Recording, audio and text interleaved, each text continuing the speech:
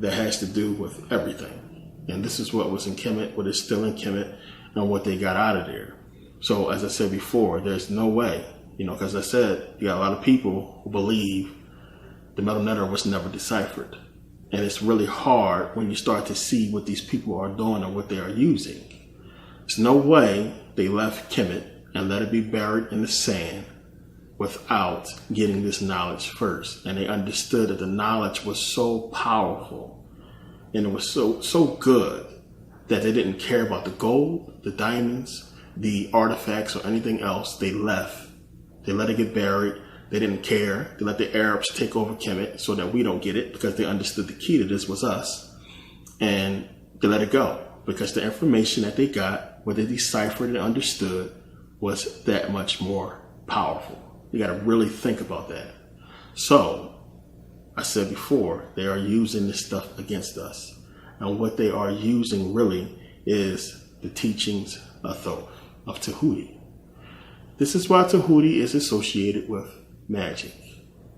And you have Hermes associated with Tahuti. Hermes is basically where they get magicians and wizards.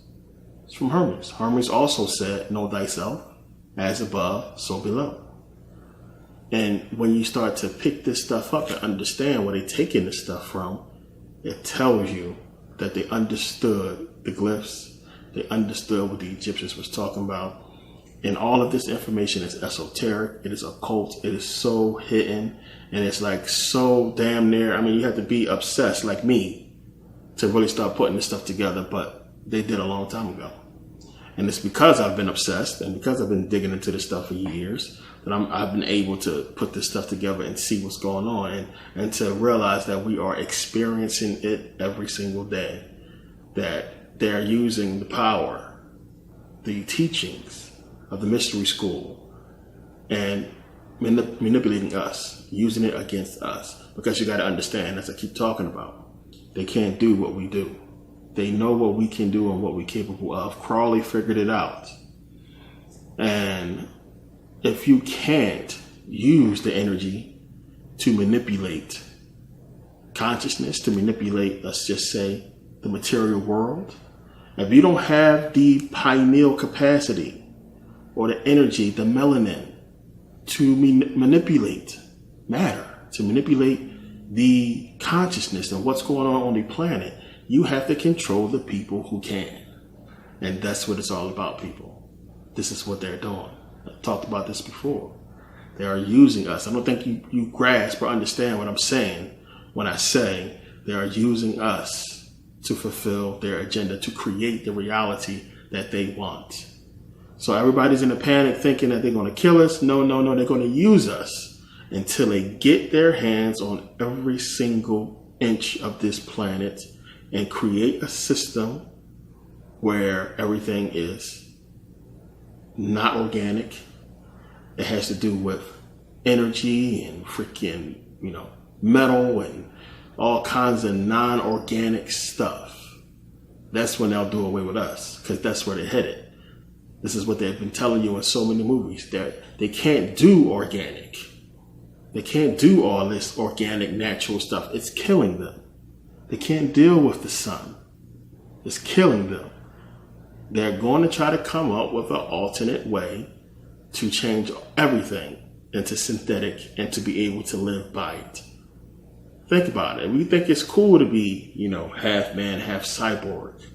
Why would you want to do that when you got the power, the capacity to regenerate your limbs and become a powerful being in the flesh if you got to that point? As I said, what is it about these people? What human wouldn't want to reach the pinnacle, the top, the apex, the climax of their existence and become this universal, this powerful being on this planet? Why wouldn't you want to fulfill your destiny as a human on Earth? Unless you can't. Unless you can never reach that point. Unless you know you can't reach it, and the only people that can reach it is your enemy. Not really your enemy. You made it, your enemy. But think about it.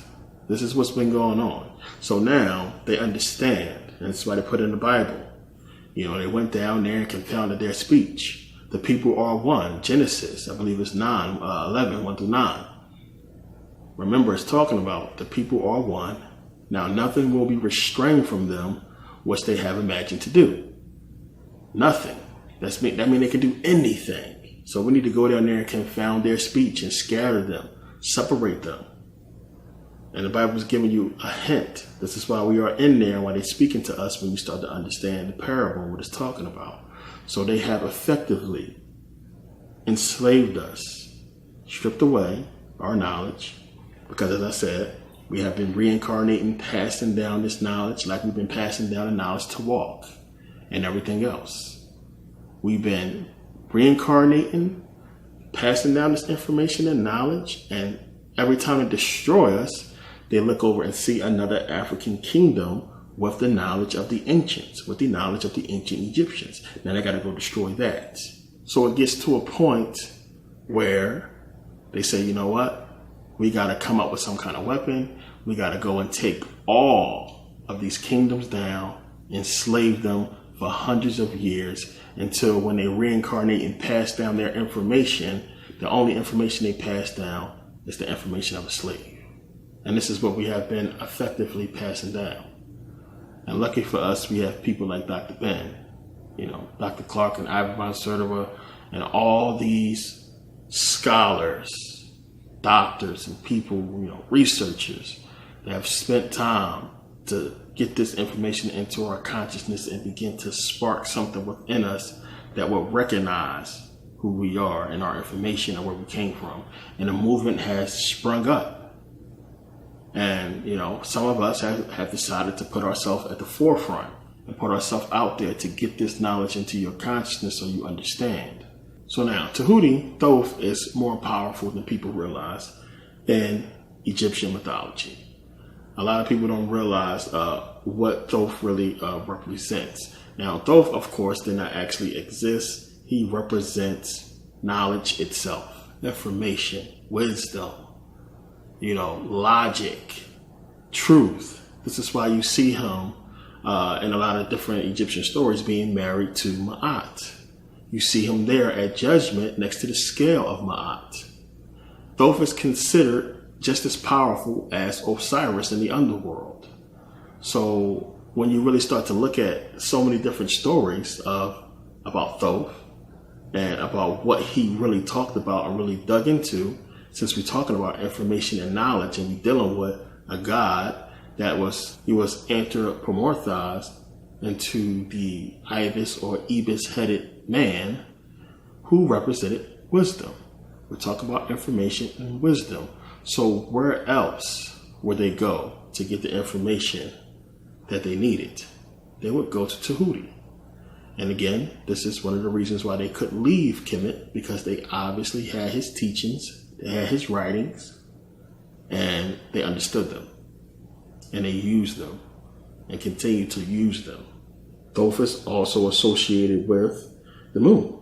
You got to remember also that Thoth was the one who helped Isis with the ritual to bring back Osiris. It's a lot of stuff that people don't understand that Tahuti did. He took the poison out of Horus, when he was basically in a fight with Set. He taught him magic. He helped him out and helped him to defeat Set. So many things, when you start to pay attention to the main stories in Egyptian mythology, you're going to find Thoth. You're also going to find him doing so many different things that deals with the knowledge, holding all the knowledge of Kemet. Think about that. See, they're not putting it to you guys the right way. We're talking about these Egyptian gods and everybody want to talk about this and talk about that, but a lot of people don't give you what these people, these beings, these deities, these aspects of us, of nature, really represent and how important they are. And just as important as Osiris and Horus is, Tahuti, Thoth, would probably be equally or more important than these guys, because it's the knowledge. And this is what they took and this is what they have. So I'm saying this so you can understand the reason why they created Hermes Trismegistus, as so many scholars have pointed out, Ashra-Kwesi being one.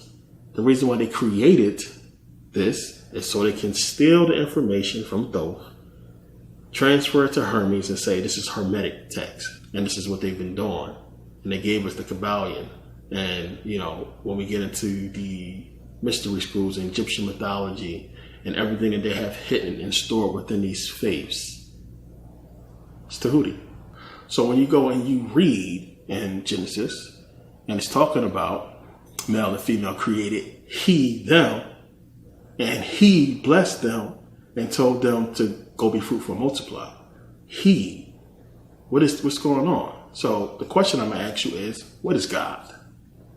What is God? Is God a man? Now, the Bible would have you believe that God is a man. Why would God need to be a man? Why wouldn't God be a woman? Why is the Kabbalion dealing with gender? And then why is it really, really taking you away from genitalia and getting you to think something else? The whole point is, what is God? Is he human? No. God is not human. So why would he need genitalia? Why would he need to have a penis or a vagina? A penis and a vagina is for what? Physical reproduction. You need a penis, you need a vagina to create life, to create physical beings. God's supposed to be completely something different. So when you start to understand that and you look at the phrase, male and female created he, them, and he blessed them. And it's replete throughout the Bible, he, in referring to God. And what a lot of people don't know is that the word he is gender neutral, especially when it's talking about a God, a spiritual being. He is gender neutral. And the crazy part about it is the Bible is basically telling you that. But see, we go with what we follow, with what we've been taught. And a lot of people don't think outside the box. And when you look at certain verses, it only fits if he is gender neutral. So even when you look at Matthew 11:15, Revelations 2:7, Revelations 2:29, it says, he that has ears to hear, let him hear. So did God only want he to hear or men to hear? Think about that. Did God only want men to hear if he is not gender neutral? Did God only want men to hear his words or to hear what he's trying to say? When it's saying, let he who is without sin cast the first stone. Look at the women that's present. So if a woman walked up with a big ass brick and just smashed Mary in the head, it's Jesus' fault for not making it specific who he's talking about. Because he ain't say she or he or she. He said, let he who is without sin. So what's to keep a woman from coming up and bashing her in the head with a brick? See, you got to understand back then, he was gender neutral. And everybody knew it. It was a known thing that he is gender neutral.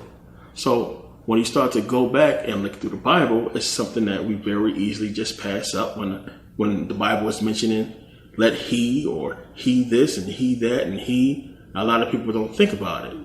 I said before, it's so male dominated. But the whole book is talking about the woman. And you got to understand it's a dualistic nature there. The whole thing. And it's telling you something. It's trying to get a point across. So he is gender neutral. So when you have back in Genesis, when it's saying let he, when God is saying he, male and female created he, them, and he blessed them. He, gender neutral. God doesn't need a gender. Why? He's not human. He don't need to reproduce. He's supposed to be creating us from whatever. So you start to understand that it's more to that story when it's talking about the creation and male and female being created. There's a lot more to it. So esoterically, when you look at the story, you can kind of sort of see what it's talking about. And you got to understand, we're talking about a creation story, the creation of us. And you start to understand that what's being created and what it's talking about in Genesis is the creation of our dualistic energy. Plain and simple. This is what it's getting into. It's talking about the creation of our dualistic energy, what we really are, being created first. So as I talk about consciousness into energy, this is what it's basically getting to on a smaller level, trying to hint to exactly what it's talking about, which is the reason why we get into Adam, or the atom. So Genesis 1:26, when he is saying, let us make man in our image, giving us the creation first, because remember, we're talking about the beginning of it all. At first, of course, before we was flesh, we were spiritual. So it's giving us that spiritual creation first. Male and female created he them. Adam is the soul, or the spirit turned into flesh, the living soul, plain and simple, on this earth. He became a living soul. What you have to understand, and how you bring this thing together and understand what it's talking about, is when it's saying, and God said, let us make man in our image, after our likeness. Who is he talking to? He's talking to himself. And when you begin to understand the dualistic nature of us, you understand that it's talking about God himself. Our true nature is both male and female. Our energy is both male and female. Male and female created he them, and he blessed them. It's giving it to you right there. So when he's talking about let us make man in our image, he's talking about exactly what he is, because he is not a male, a man, and he's not a woman. You're talking about God, it's supposed to be energy, which you'll understand, that's us. Same thing. We are gods, plain and simple. So it's saying, and I'm going to break this down in Corinthians in a second, but it's saying he created, the energy was created first, which we go back and we could just say the creator, not God, the creator being consciousness, creating these elements and energy or what have you, giving us the creation of us, which we are this energy, and we are a dualistic energy, both masculine and feminine. And this is what we are before we are flesh, before we become into these bodies. We are both male and female energy. And the whole point is, when you come here, we are separated. So you have basically within the male, his feminine side, his feminine energy is locked away in the subconscious. Plain and simple. With the female, her masculine energy is locked away in the subconscious. We're going to talk about this a bit more, but this is what it's talking about. This is what it's talking about in Genesis. It's giving you the creation of our soul first, and then the creation of the physical body, which is made of the dust of the ground, which is hinting to stardust, which everything is made up of that. We are made of the same, these bodies are made of the same thing this planet is made of. That is what it's alluding to. So when you see esoterically what it's speaking to as far as the creation of our souls first, and then the creations of our bodies, being Adam, the first man, which man or he, again, we can look at it multiple ways. As I explained, is really talking about splitting the atom and creating the woman being first. And you can look at it as far as saying, Adam is dual, and we're going to get into that as well. But this is what it's talking about. I don't want to give too much away too early because we got a lot more to get into. But it's giving you the creation of our masculine and feminine energy in Genesis 1:26 first.